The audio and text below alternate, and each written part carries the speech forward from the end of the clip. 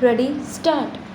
There is a large number of cooperative constitutions of this type where the right of membership in the cooperative society is granted to the employees who are working for a particular number of years in that particular society. Full stop. I can understand that if this particular bill exempts such societies which permit their own employees to become members of those cooperative societies, it would be quite fair because in that case these employees themselves will become members and therefore they will have a dual role of employers being members of the cooperative society and also of employees. Full stop. If however a particular constitution does not provide for such compulsory registration of its employees who have worked for a particular number of years in that concern as members, then that kind of relationship is as between an employer and an employee, and only in exceptional cases should the government come forward to exempt such cooperative societies from the provisions of this act. Full stop.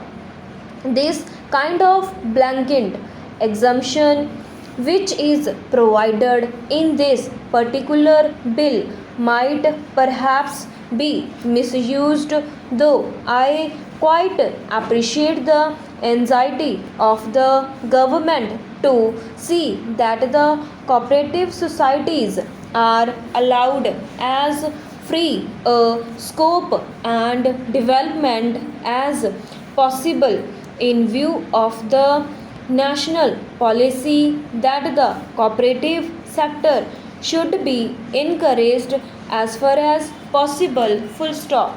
Therefore, I suggest that as far as this provision of exemption to the cooperative societies is concerned, this exemption should be given only to those societies which permit their employees to become members of the cooperative society, and as far as other cooperative societies are concerned, it is only on merit that the exemption should be granted, and there should not be anything like a blanket exemption whereby merely because it calls itself a cooperative society, merely because of its being a cooperative society, it enjoys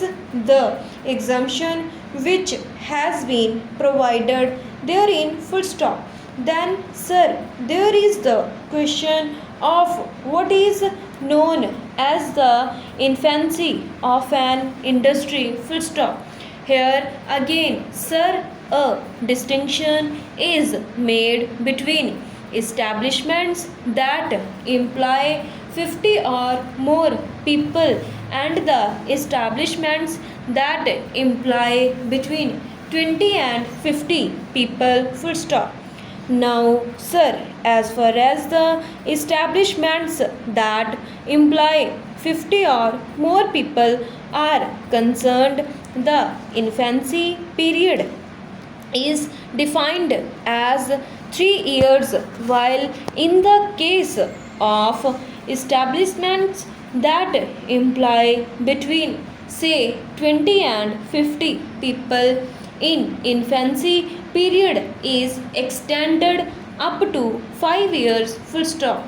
Here again, I do not see any propriety of this particular type of extension full stop.